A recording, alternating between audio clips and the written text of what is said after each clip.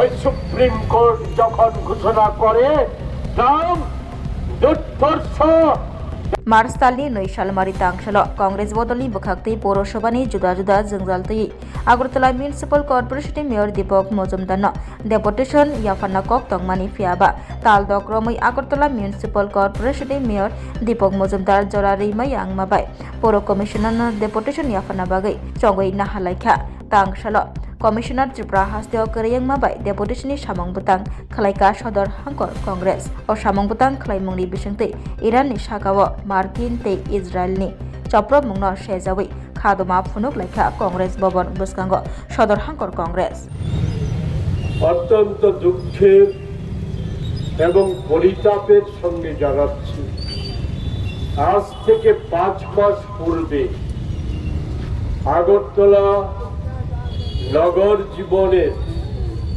যে নরক যন্ত্রণা এবং গোটা রাজ্যের সরকারি দপ্তরগুলি সহ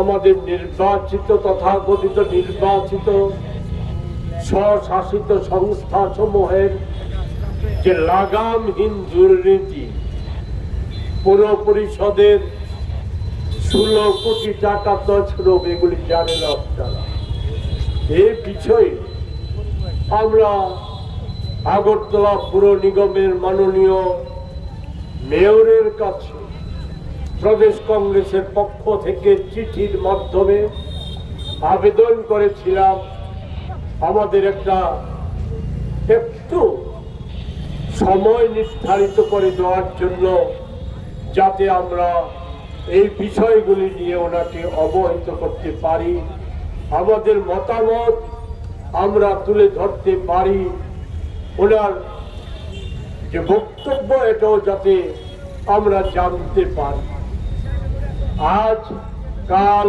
পরশু করতে করতে 5 মাস পরেও এতটাই ব্যস্ত ওনার সময় হয়নি বাধ্য হয়ে আমরা তো চুপ করে থাকতে পারি না আমরা নগর আমাদের নিগমের কমিশনারের উদ্দেশ্যে আমরা চিঠি দিয়েছিলাম যে আজকে তারিখে আমরা 2 তারিখ আজকে 2রা মার্চ আমরা ওনার সাথে 12টা থেকে 1টার মধ্যে ওনার পছন্দসই সময়ে আমরা সাক্ষাৎ করতে চাই উনি ওনার অফিস থেকে জানিয়েছেন উনি স্টেশনে নেই ব্যাপারটা অস্বাভাবিক নয় আমরা অনুরোধ করেছিলাম অফিসে যারা জানিয়েছে তাদেরকে যে উনি নেই কোনো কার্যকারণে নাই থাকতে পারে কিন্তু ওনার হয়ে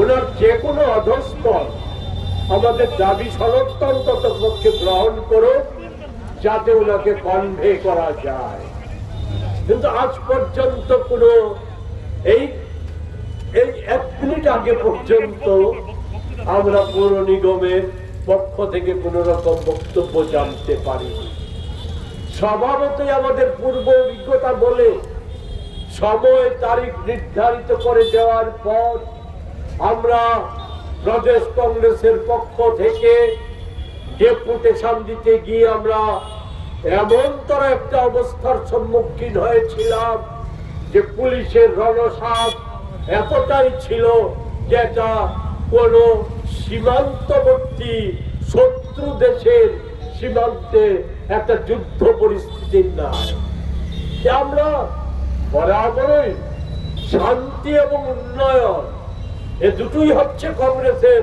অন্যতম আদর্শ অনুসারী আজকে আমরা এই কারণে যদি কোন রকম শান্তি বিঘ্ন হয় আমাদের তরফ থেকে না হোক দেশে আজকাল এটা প্রচলিত হয়ে গেছে যে কোনো মাধ্যম থেকে যে কোনো ভাবে কংগ্রেসকে জনসমক্ষে হেয় প্রতিপন্ন করার জন্য যে কোনো ধরনের ষড়যন্ত্র হতে পারে এগুলি হয়ে চলছে ফলে এই সুযোগ যাতে না পায় তার জন্য আমরা আজকের এই যে পুর নিগমে গণ ডেপুটেশনের কর্মসূচি স্থগিত করেছি কিন্তু আপনারা শুরুতেই শুনেছেন এবং সকলেই অবগত হয়ে গেছে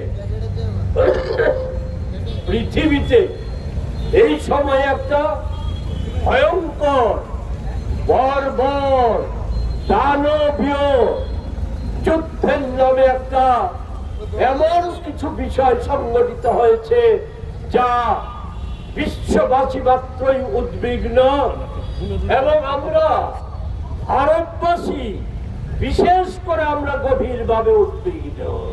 কেননা এই ক্ষেত্রে আমরা লক্ষ্য করছি বিগত প্রায় 1 দশকের বেশি সময় যাবৎ আমরা যেমন দেখে আসছিলাম আমাদের দেশের সরকার এবং প্রধানত আমাদের দেশের প্রধানমন্ত্রী আমাদের পূর্বতন স্বাধীন দেশের সরকারগুলির যে নীতি এবং প্রধানমন্ত্রীদের যে ধরনের দৃঢ়তা দেশের প্রশ্নে, দেশের সব স্বার্থের প্রশ্নে, দেশের মানুষের স্বার্থের প্রশ্নে, দেশের মানুষের সম্মানের প্রশ্নে, সরকারের সম্মানের প্রশ্নে, সেই দৃঢ়তার অভাব নানাভাবে বারবার ফুটে উঠেছে। এবং এখন তো এটা একেবারেই নগ্নভাবে প্রকাশিত হয়ে যাচ্ছে। এটা ভাবতে অবাক হয়, আমাদের লজ্জা বোধ হয়। এটা একটা বৃহত্তর পৃথিবীর গণতান্ত্রিক দেশ, যারা নানা ঐতিহ্যের অধিকারী, আমাদের বিদেশ নীতি, আমাদের জোট নিরপেক্ষ নীতি, আমাদের বাণিজ্য নীতি, এই শুধু আমাদের দেশকে সম্মানিত করে নিয়ে পৃথিবীর ভারসাম্য রক্ষায় এটা একটা গুরুত্বপূর্ণ ভূমিকা প্রতিপালন করে এসেছে। আজকে লজ্জা হয়, আমরা কি সেই দেশে অবস্থান করছি? না, আমেরিকার কোন অধস্তন, ইসরায়েলের মতো বর্বর নৃশংস কোন দেশের অধস্তন একটা দেশ হিসাবে আমরা আজকে পরিণত হয়েছি, এই সন্দেহ ক্রমশ বেশি বেশি করে বাড়ছে। আমি সে প্রসঙ্গে অনেক বিষয়ই জানা, আমি সেগুলির বিশদে যেতে বলতে চাই, যেগুলি যুদ্ধের গতি প্রকৃতি সব আপনারা জেনে গেছেন। কিন্তু এই ক্ষেত্রে আমাদের জাতীয় কংগ্রেস এবং প্রদেশ কংগ্রেস গতকালও আমরা আমাদের বক্তব্য সংবাদ মাধ্যমের মধ্য দিয়ে রাজ্যবাসীর কাছে এবং দেশবাসীর কাছে আমরা সেটা তুলে ধরেছি। আমরা কি দেখলাম? এই যুদ্ধে বরাবরের নাই আমেরিকা এবং ইসরায়েল যুদ্ধের শুরুতে এবং যুদ্ধ পর্ব যখন চলছে সে সময় বলেছে আমরা নির্দিষ্ট লক্ষ্যবস্তুতে আক্রমণ করছি। সেই নির্দিষ্ট লক্ষ্যবস্তু কি?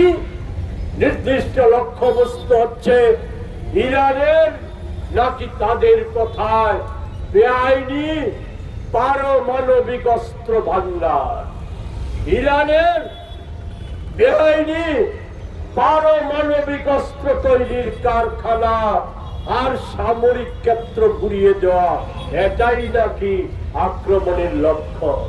তাই আমি আমাদের দেশের সরকারের যারা এই রাজ্যের প্রতিনিধি আমরা এখনো ধরে নিচ্ছি, তাদের মধ্যে একটা বড় অংশ এখনো আছে মানবতা প্রেমী, তাদের মধ্যে এখনো আছে যাদের দেশপ্রেম আছে, যাদের মানুষের প্রতি ভালোবাসা আছে। তাদের কাছে প্রশ্ন, এটা কোন সামরিক ক্ষেত্র যেখানে শিশুদের স্কুল বোমা মেরে ধ্বংস করে দেওয়া হলো?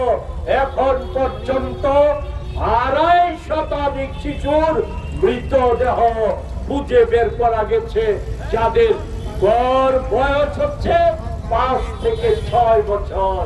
এরা কোন সামরিক ক্ষেত্রে ছিল? এই প্রশ্ন উঠাটা স্বাভাবিক, আমাদের কাছে স্বাভাবিক।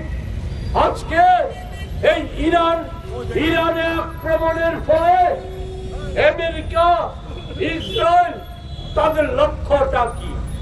লক্ষ্যটা হচ্ছে এই সময়ে, বিশেষ করে ট্রাম্প ক্ষমতাসীন হওয়ার পর থেকে এটা প্রবণতা বেড়েছে। আমি শুধু আমার বিষয়টা অন্যভাবে নেবেন না। আপনাদের স্মরণ করিয়ে দিচ্ছি যে আজকে প্রায় সকলেই আশঙ্কা করছে দেশটা, পৃথিবীটা কি আবার তৃতীয় বিশ্বযুদ্ধের মুখোমুখি হয়ে যাচ্ছে না? অস্বাভাবিক নয় সে প্রশ্নটা। ঘটবে কি ঘটবে না আমি ভবিষ্যৎবাণী জানি না। আমি এতটা বড় কূটনৈতিক বা রাজনীতিবিদ নই, কিন্তু ইতিহাসের অভিজ্ঞতা আপনাদের স্মরণ করিয়ে দেই। আমেরিকার প্রেসিডেন্ট ছিলেন দ্বিতীয় বিশ্বযুদ্ধ চলাকালীন সময়ে ট্রুম্যান।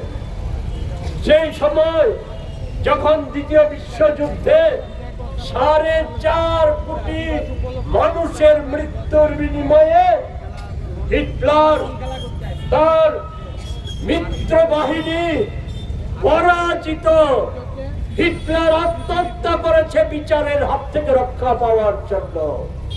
আর ইতালি, জাপান যখন আত্মসমর্পণের প্রস্তুতি নিচ্ছে, সেই সময় ট্রুম্যানের নির্দেশে প্রথম ভারতে পারমাণবিক বিস্ফোরণ ঘটায় হিরোশিমা, নাগাসাকি শহরে। এতে সেনা কত নিহত হয়েছিল তা জানা না গেলে পরেও লক্ষ লক্ষ শিশু, আবাল বৃদ্ধ বনিতা ধ্বংস হয়ে গেছে। আজও সেখানে খুব স্বাভাবিকভাবে শিশু জন্মগ্রহণ করতে পারে না। এর তেজস্ক্রিয়তা এতটাই ভয়াবহ, তাদেরকে করে করে খাচ্ছে। এমন যেই দেশের কারু কারু তুমি আছো রান্নাঘরে, তাই সুগন্ধে ভরে, যা খুশি তেমনই খাই তোমার জাদুর রান্নায়। থাকে শুধু লং তরাই, থাকে শুধু লং তরাই। কত কেজি রান্না হয়, মন তাই করছো জয়। ভালোবেসে বলছি তাই, রান্নায় তোমাকে চাই। চাই শুধু লং তরাই, চাই শুধু লং তরাই। লং তরাই গুঁড়ো মশলা, রান্নায় তোমাকে চাই। চাই শুধু লং তরাই।